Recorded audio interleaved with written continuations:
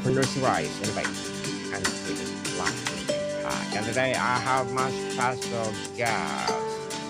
He's the founder, I guess he's the founder of Potje, creating a fintech platform for simple, secure group savings, serving 10,000 plus European groups, combining law, economics, project management expertise. None other than Mr. Bastiaan Reurink. Very good. Thank you for having me, Daniel. Welcome, Mr. Bastian on Entrepreneurship 101. And can you please introduce more about yourself that I miss? Yes, absolutely. My name is indeed Bastiaan Reurink. I'm 30 years old. I live in the Netherlands. I'm the founder of Potje, and Potje is a Dutch word, and it means money pot, so a money jar. And I started my fintech almost 3 years ago. And there's one reason why I started Potje, and that is that I always go on a holiday together with my five best friends. And then we agree, oh, let's book in February. That's in advance. So it's cheaper if we book in advance. And then everyone says, well, that's great. We're going to set some money aside and then we can book the tickets in February. And when it is February and you ask for the money, then no one has it. There are always 2 out of 5 guys who just don't have the money. They spend it on something else, new sneakers, maybe a new pool party. They don't have it. Uh-huh. So you end up with frustration in the group and you end up buying the tickets, the plane tickets later. So they're more expensive. So I was looking for an existing tool that could help us. And there was nothing, right? There is your personal bank account, so you can save for yourself. Sometimes you can save with your partner, a joint account. And then there's crowdfunding, or you're not going to use crowdfunding with your five best friends. So like crowdfunding is for big groups. So there was nothing in the middle, and I tried to lure into that gap. So we try to help groups of people, which are friends, family, or colleagues, to save up for a specific goal. And that can be a holiday, that can be a charity event, that can be a gift, that can be a bet. If you lost a bet, maybe you all have to put money into the money pot, and then the winner is takes the money there. So that is what Porsche is, and I'm working on that. Well, thank you so much for sharing Potcha to the world, and thank you so much for sharing your knowledge and wisdom to the world, Mr. Bastian. And money come to me, as they said. Maybe they spend the money going to red light district, don't you think? So you studied law and economics and work at the European Parliament before becoming a founder. That's a fairly traditional path. What was the specific moment or personal frustration that made you pivot from policy to fintech and start Polcha? Yes. Well, to be honest, as a student, you make some choices which look the best at that moment. So I did economics and law indeed. I was thinking, well, let's do the more classical studies and then I'm well prepared for my career. After those study, ending up working, I noticed that during my internship at the European Parliament, but also in the consultancy company I worked after, that there is a lot of bureaucracy, right? There is a lot of layers you have to go through to get certain things done. And for some people, that works out really, really well. They are really comfortable with being in that position. You have a certain wage, you have certainty about your holidays, and that fits them really, really well. While it frustrated me big time, right? I had a feeling that I was not contributing enough, or at least that my contribution was not appreciated enough, and that frustrated me. And I also see that amongst other, let's say, friends I have, that they want to make impact, and you have to work at either at a smaller company, I believe, or run a startup to actually see direct result of your work. And I just wanted something for myself. build a team, make a product that people would know, instead of being in an office somewhere on the sixth floor, wasting my time. Well said, Mr. Bastian. In a 2022 interview, you mentioned that many young people see the importance of savings but struggle to translate into its active saving behavior. What is based on your own experience with friends or something you observe more broadly? Yeah, great question. So when I zoom out and I look into, let's say, Generation Z, I see, specifically here in the Netherlands, but also in Europe or even wider, that they often don't save up anymore. They use their credit card, or they use buy now, pay later payment methods like Klarna. So they want to consume now and deal with the consequences later.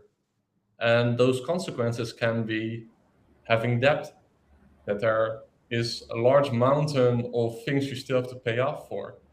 And I see that trend growing. There's a large, trend of Gen Z that wants to consume now, while the saving is lacking, right? So they're not used to saving anymore. No, they want it now.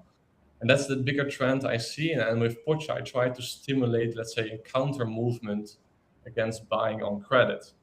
I really want to promote something that was like old fashioned, but somehow it was forgotten, that you need to save up before you buy certain stuff. You need to have the money upfront before you buy it. So that's the bigger picture, let's say, behind Potje, and we really zoom in on a specific use case, which is group savings. But I really promote other founders and other tools and products that help young people to save in their journey as well. Well done. Well done, Mr. Batten. Thank you for that projects. For sure, people in Netherlands will benefit for that. You've launched Pocha in 2021, right in the middle of a pandemic when people were not exactly taking group vacations. How did that timing affect your initial go-to-market strategy? Yes, that is true. So there were people were not thinking about a holiday because it was like that's not possible. However, they were thinking about saving up for one. So it actually helped us with the go-to-market strategy in the beginning. There was just people were spending a lot of time at home, perhaps using their mobile phone a bit more. So they were more open to install new applications, and they were thinking about, what can I do after the pandemic? What kind of activity I can do with my friends, or which holiday I can schedule. So it really helped us actually in the beginning to go to market. At the same time, for myself, of course, it was a hideous time.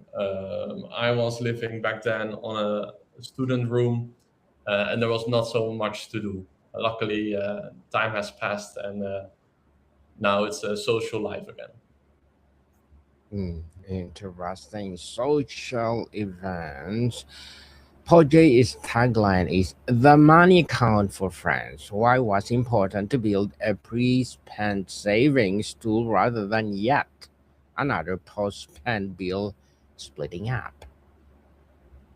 Yeah, exactly. So I think there are many competitors out there that focus on the same, let's say, target audience. So they focus on group splitting, for example, and that's always after the event. So imagine you have a fun night out and someone paid for the drinks. Then through this app you can split. So you can say, I paid for this part, you paid for that part, and then the end result is there, and then you can pay each other.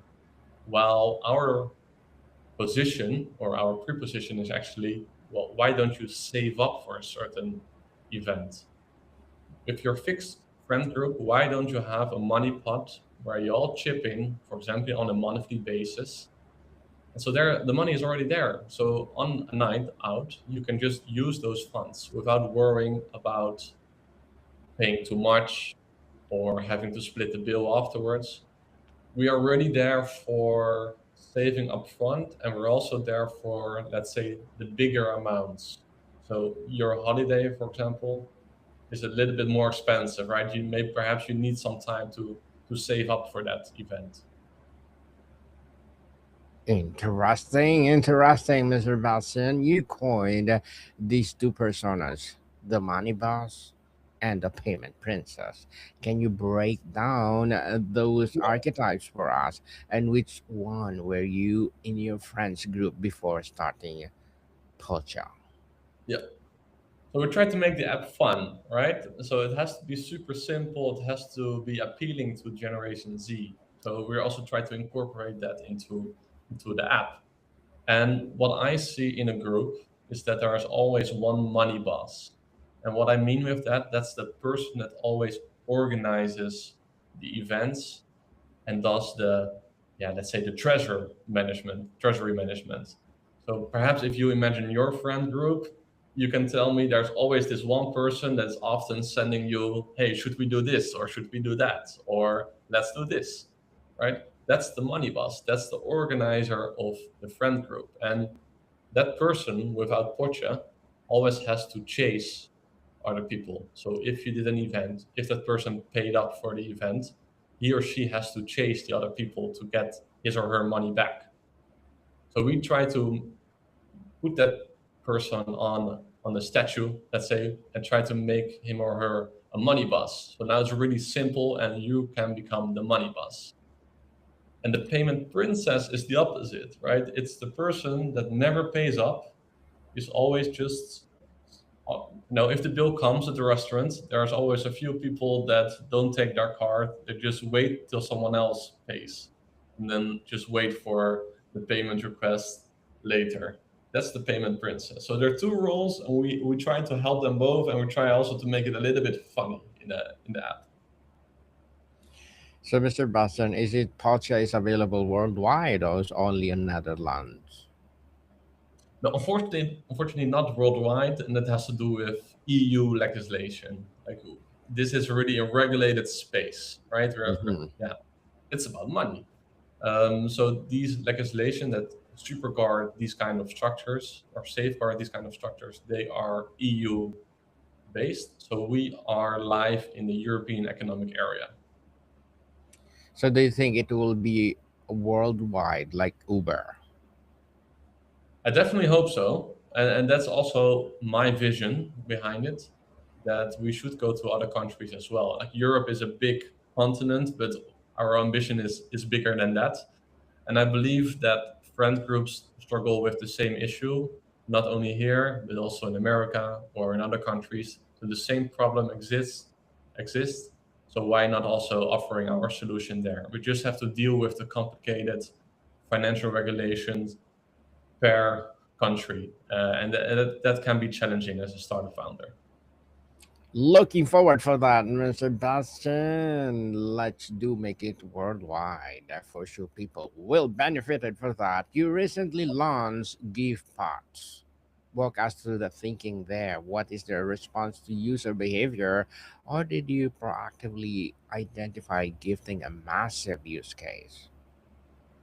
It is so. What we saw is that people are saving up for a specific event, but there was also a need from users that said, "Well, I'm saving up for a gift, but I don't want to buy a gift. I want to give the money pot in itself to someone so they can buy the gift themselves, right? Because I am perhaps a little afraid that I'm buying the wrong gift, for example."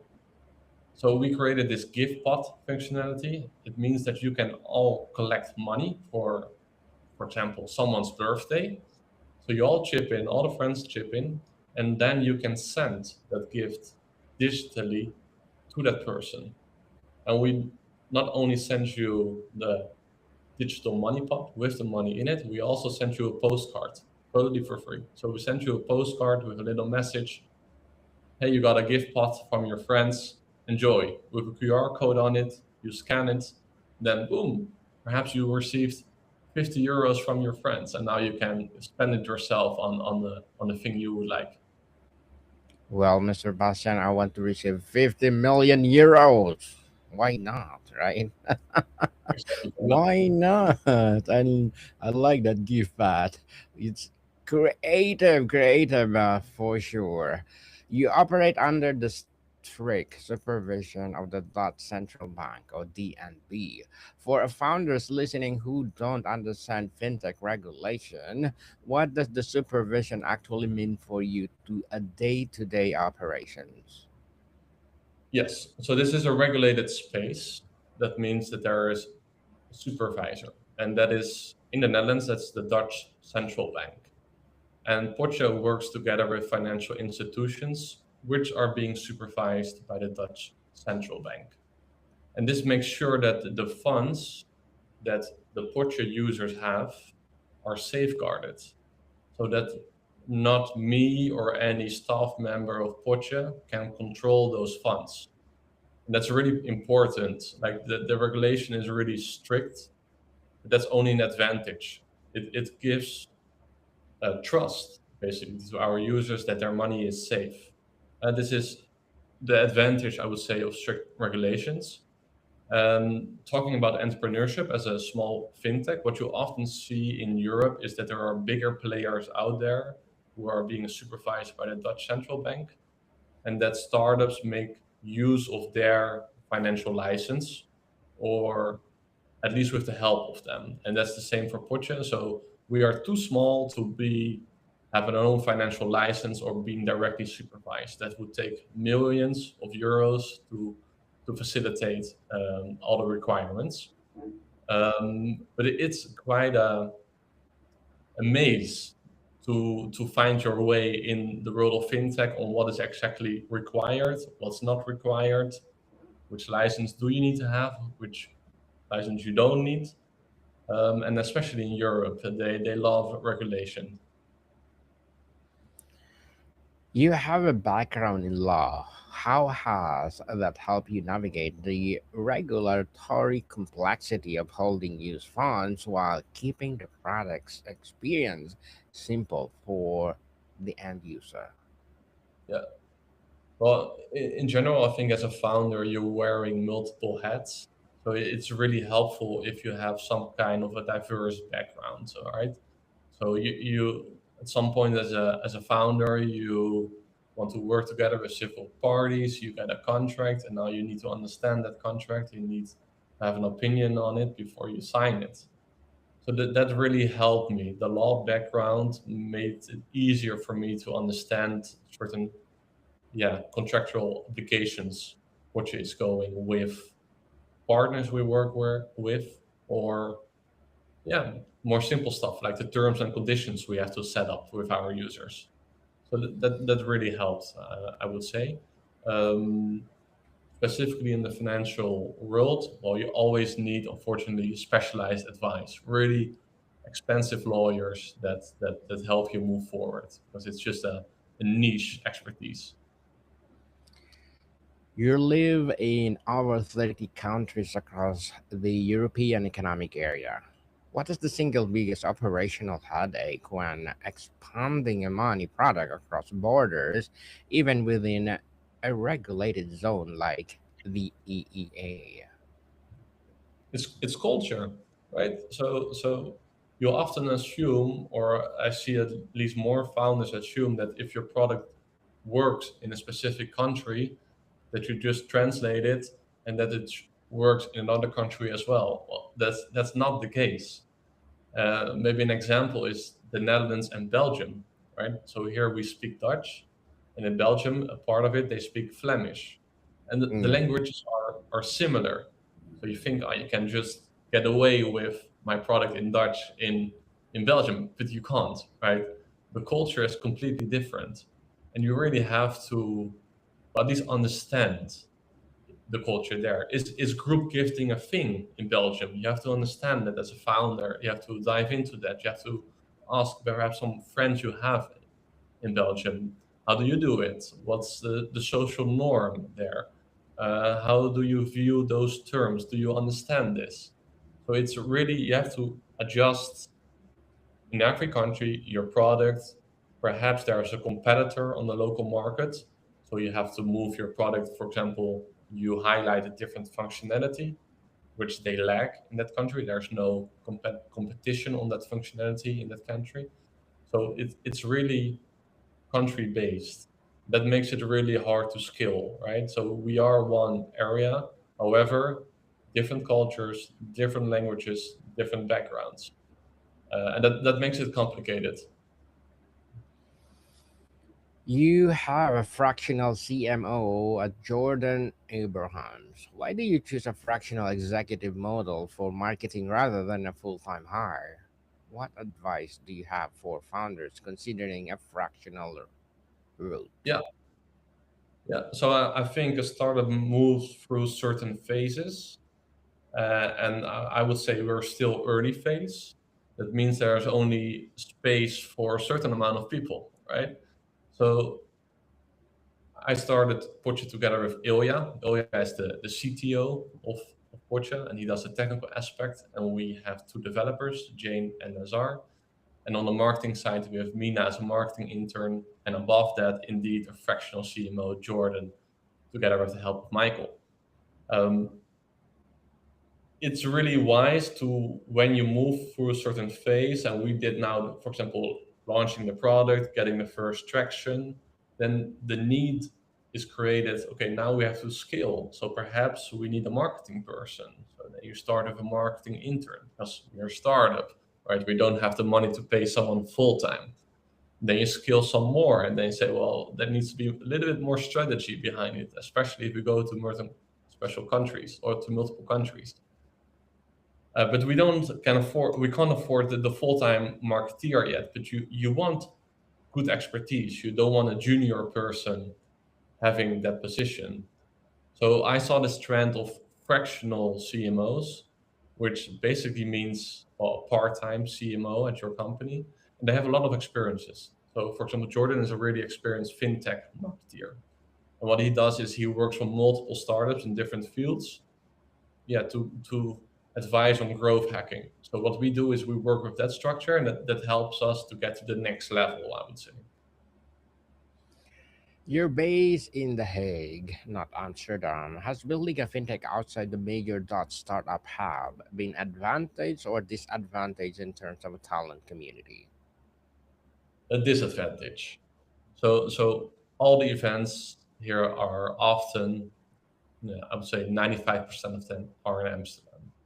Community of startups is there. There are many startups here in The Hague as well, but the events take place in Amsterdam. It's just the business district of the Netherlands. However, as you probably know, the Netherlands is a very small country.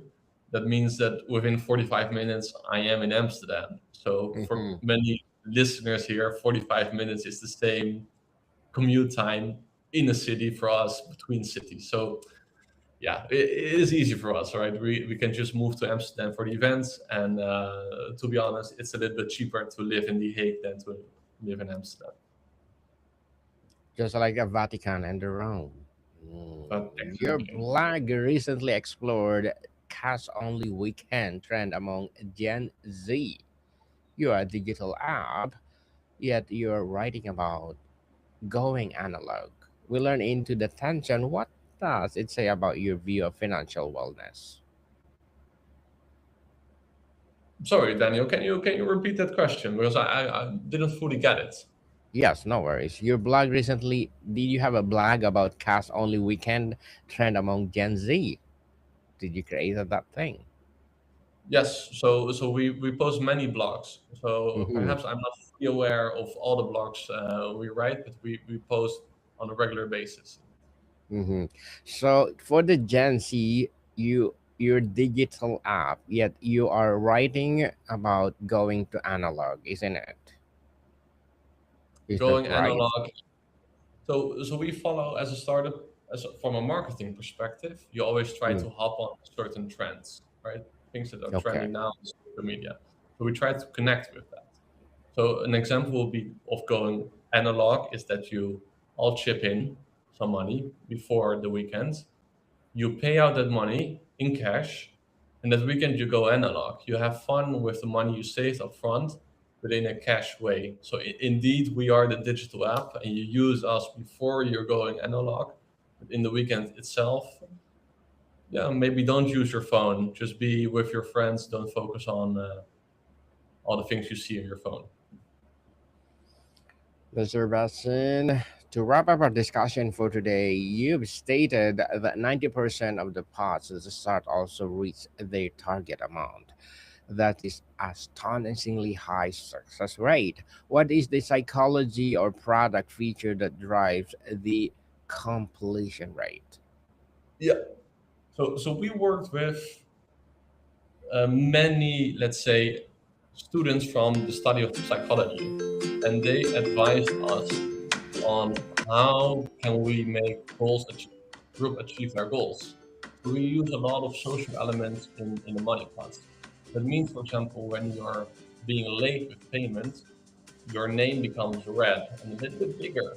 So the whole group sees that you're the one that's a little bit late with paying. So we use social pressure, a little bit of good social pressure to make you pay up. And that really helps. So we really help the group by giving everyone access, giving everyone insights. And now there's a little bit of group pressure on you to complete your goal. And I think that contributes to those numbers. And it's a really successful method. Truly, truly. Well, empowering, Mr. Bastiaan. I hope this will be worldwide. And thank you for sharing to the world. So, can you please invite our listeners to support your business, your projects, or anything you want to promote? Entrepreneurship 101. Definitely. Well, you can all go to the App Store, Play Store, and download Potje now. Yes. Download now. Stop procrastinating. If you are in European Union, do it now. So I have one more question, Mr. Bastian. Looking ahead, you build the tool for friends to save together. What is the next frontier? Do you see Poche moving into a group lending, communal investing, or something we have not even thought yet? Ooh, no. So we're thinking about group spending. So Interesting. yes. So we're helping groups to save, and now we're gonna help groups to spend and really help them with all the accounting. Well, looking forward for that, Mr. Bastian. Please do come over and let's talk about it on Entrepreneurship 101 and let's promote it to the world itself. So, Mr. Bastian, thank you so much for your time. Thank you, Daniel. Martica people, see you soon.